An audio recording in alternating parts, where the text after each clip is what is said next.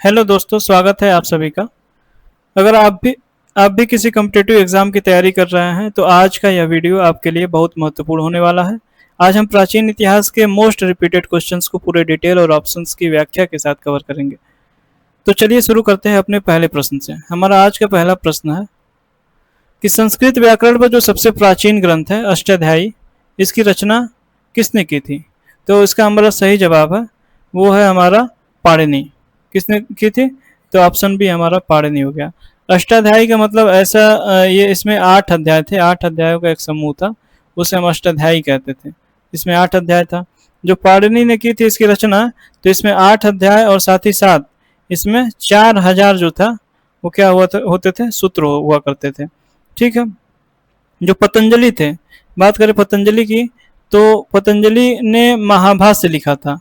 ठीक है, महाभाष्य लिखा था और साथ ही साथ उनकी एक और महत्वपूर्ण रचना है जिसे योग सूत्र कहते हैं। पतंजलि की एक और महत्वपूर्ण रचना जो है योग सूत्र कहते हैं। ये जो महाभाष्य था वो अष्टाध्यायी पर एक टीका था। महाभाष्य क्या था? टीका था। अष्टाध्यायी पर ही लिखा गया था टीका, अष्टाध्यायी को समझाने के लिए लिखा गया था। और बात करें कात्यायन की, तो इन्होंने भी क्या लिखा था? एक वार्तिक लिखा था, वार्तिक नाम से, जो कि अष्टाध्यायी को ही समझाने और इसको सरल बनाने के लिए सूत्रों, जो पाणिनि का जो अष्टाध्यायी था, इसी को समझाने के लिए कात्यायन ने वार्तिक की रचना की। ठीक है। अष्टाध्यायी को समझाने के लिए, सरल बनाने के लिए, इसको व्यवहारिक, स्पष्ट और व्यवहारिक बनाने के लिए। इसीलिए इन तीनों जो मुनियों को, ये मुनि कहे जाते थे, तीनों मुनि को क्या कहते थे? इन तीनों मुनियों को हम कहते थे मुनित्रय। ठीक है, मुनित्रय। मुनित्रय में तीनों मुनियों का आ जाएगा, एक पतंजलि आ जाएंगे, फिर पाणिनि आ जाएंगे, कात्यायन आ जाएंगे। ये तीनों मुनि को हम कहेंगे मुनित्रय। भर्तृहरि कौन थे? तो भर्तृहरि एक संस्कृत के प्रसिद्ध नीति शास्त्रकार और व्याकरणविद थे। ठीक है, भर्तृहरि। इन्होंने एक प्रसिद्ध ग्रंथ जिसका क्या नाम है? वाक्यपदीयम। वाक्यपदीयम। ठीक है, वाक्यपदीयम की इन्होंने रचना की। ठीक है। इसके अलावा इन्होंने एक और जो है शतक त्रय की रचना की। शतक त्रय मतलब जो शतकों का, जी, 3 शतकों का जो है समूह है, उसे हम शतक त्रय कहते हैं। इन 3 शतकों में कौन कौन से शतक आ जाएंगे? तो नीति शतक, ठीक है, नीति शतक, वैराग्य शतक और श्रृंगार शतक। ये 3 शतक हैं इसके। इसकी रचना किसने की थी शतक त्रय की? तो भर्तृहरि ने। और उन्होंने एक ग्रंथ लिखा था जिसका नाम है वाक्यपदीयम। ठीक है, चलते हैं हम अब अपने अगले क्वेश्चन पे। हमारा अगला क्वेश्चन है, दूसरा क्वेश्चन जो है वो प्राचीन वस्तुओं की आयु निर्धारण के लिए जो कार्बन डेटिंग है, रेडियो कार्बन डेटिंग है, इसमें किस आइसोटोप का प्रयोग किया जाता है? तो ये सबसे आसान क्वेश्चन है, इसको हम कह देंगे ऑप्शन डी है। बहुत पूछा जाता है इसको परीक्षाओं में, प्रतियोगी परीक्षाओं में। इसका सही आंसर हमारा होगा कार्बन 14 होगा, कार्बन 14। कार्बन 14 एक क्या है? एक आइसोटोप्स है। कैसा आइसोटोप्स है? रेडियोधर्मी आइसोटोप्स है कार्बन 14, जो कि जिसका प्रयोग किया जाता है आयु के निर्धारण में। ठीक है, कार्बन डेटिंग का जो निर्धारण है आयु निकालने में किया जाता है। और इसकी जो हाफ लाइफ होती है, मतलब अर्ध आयु जो होती है, हाफ लाइफ, ये कितनी होती है? हाफ लाइफ इसकी होती है 5730 साल। इसकी टोटल हाफ लाइफ जो होती है वो 5730 साल होती है। ठीक है, कार्बन 14 की हाफ लाइफ। और इससे एक इसकी लिमिटेशन ये है कार्बन 14 की, कि इससे 50,000 साल जो पुराने, 50,000 वर्ष से जो ज़्यादा पुराने, अगर उसका हम आयु निकालने की कोशिश करेंगे 50,000 साल पहले के, तो उसमें इसका हम आयु नहीं निकाल पाएंगे, क्योंकि उस टाइम कार्बन जो 14 होते हैं 50,000 सालों में, इसका जो मात्रा होता है वो नगण्य हो जाता है, लगभग जीरो हो जाता है। ठीक है, जीरो हो जाता है इसका मात्रा कार्बन 14 की। इसलिए जो 50,000 वर्ष पहले के जो जीवाश्म है उनका हम एज नहीं निकाल सकते इसके माध्यम से। बात करें कार्बन 12 की, तो ये सबसे ज़्यादा प्रकृति में पाया जाने वाला स्थिर और साथ ही साथ जो है पृथ्वी में पाए जाने वाले प्रचुर मात्रा में, स्थिर और प्रचुर मात्रा में उपलब्ध है कार्बन 12। ठीक है, ये एक आइसोटोप है अभी कार्बन का, और ये लगभग 98.9% हिस्सा जो है कार्बन का इसी फॉर्म में मिलता है हमको। ठीक है, C12 के फॉर्म में। ठीक, बात करें कार्बन 13 की, तो कार्बन जो 13 है एक स्थिर स्थिर आइसोटोप है का रेड आइसोटोप है, और साथ ही साथ ये जो है प्रचुर मात्रा में 1.1% जो हिस्सा है 1.1% मात्रा में पाया जाता है प्रकृति में। ठीक है, प्रकृति में ये 1.1% हिस्सा कार्बन 13 की मिलता है। कार्बन 15 की बात करें तो कार्बन 15 जो है ये बहुत ही अस्थिर है, प्लस रेडियो एक्टिव तो है ही, और अल्पकालिक है, इसका जो है अल्पकालिक है, और इसकी जो आयु होती है वो मात्र 2.45 सेकेंड्स की इसकी आयु होती है। ठीक है, इसलिए इससे जो है कार्बन जो डेटिंग करना होता है वो असंभव होता है। ठीक है, क्योंकि 2.45 सेकेंड में जब ये ख़त्म हो जाएगा तो इसके कार्बन डेटिंग हम करना कैसे संभव होगा, असंभव है। ठीक है, चलते हैं हम अपने अगले क्वेश्चन पे। हमारा अगला और तीसरा क्वेश्चन है, वेदांगों की जो कुल संख्या है वो कितनी है? वेदांगों की कुल संख्या 6 है। कितनी है? 6। वेदांग क्या होते हैं? तो वेदांग का मतलब होता है जो वेद होते हैं उनको परिभाषित, उसके कर्मकांडों को, उसके बातों को समझाने का जो तरीका है, वेदों को सही ढंग से समझाने, उनके मंत्रों के सटीक उच्चारण करने और कर्मकांडी अनुष्ठानों को सुचारू रूप से संपन्न करने के लिए जो है 6 वेदांगों की रचना की गई। 6 वेदांगों में कौन कौन से वेदांग है? तो एक हो गया शिक्षा हो गया, फिर कल्प हो गया, फिर जो है व्याकरण हो गया, फिर अगला हो गया हमारा निरुक्त हो गया, निरुक्त, ये वेदांग है सारे। निरुक्त हो गया, ये छंद हो गया, ठीक है, छंद हो गया, और फिर ज्योतिष हो गया, ज्योतिष। ठीक है, इतने हमारे वेदांग हो गए।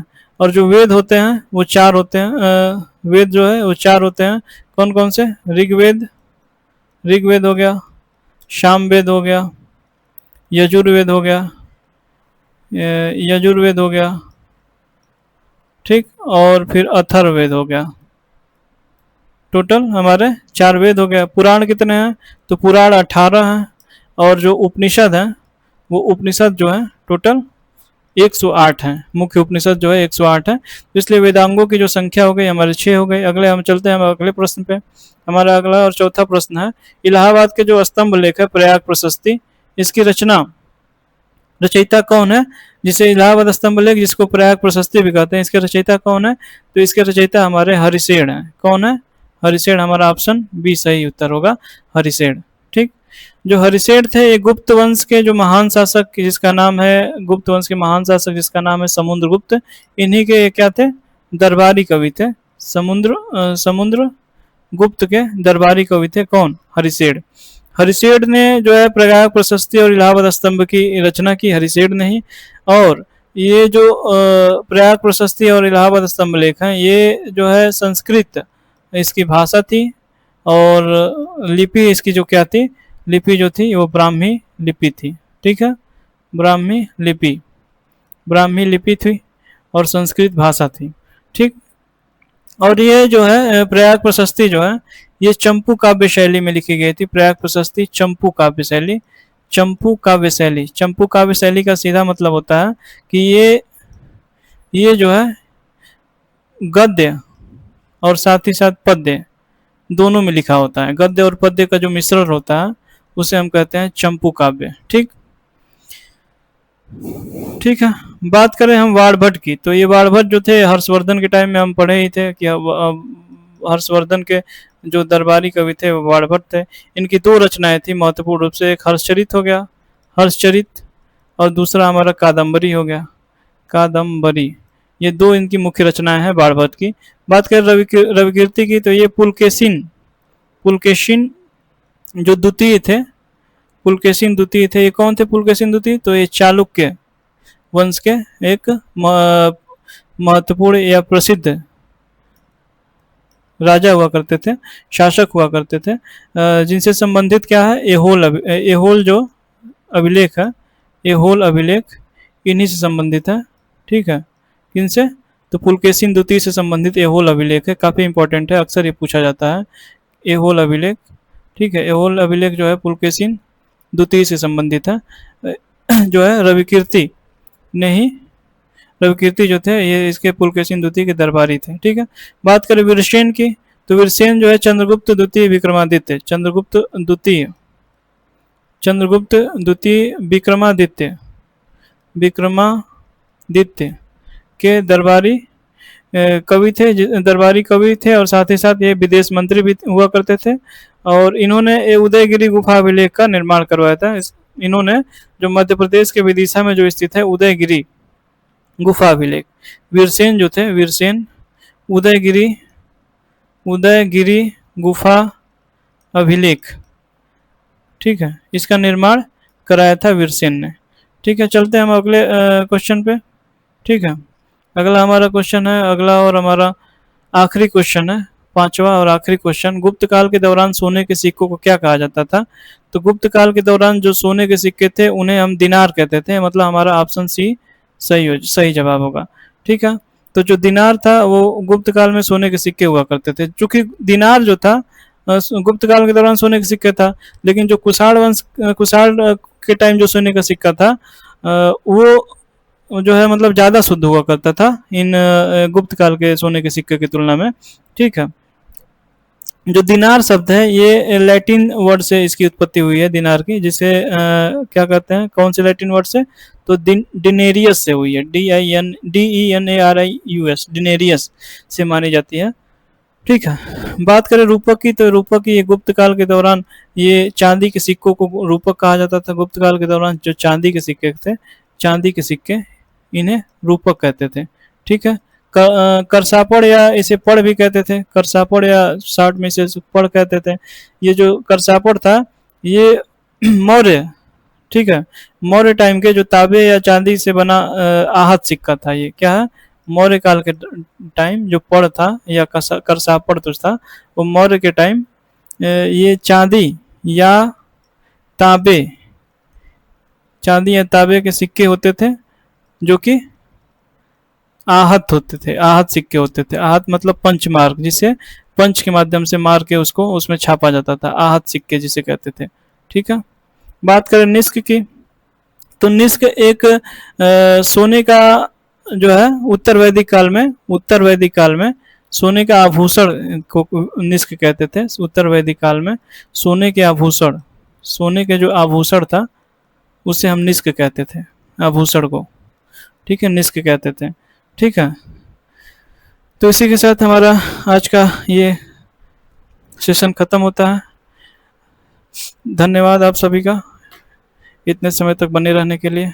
अगर हमारे इस वीडियो से आपको कुछ सीखने को मिला, जानने को मिला, तो हमारे इस वीडियो को लाइक करें, चैनल को सब्सक्राइब करें और इस वीडियो को शेयर करें, जितना ज़्यादा से ज़्यादा शेयर करें। धन्यवाद।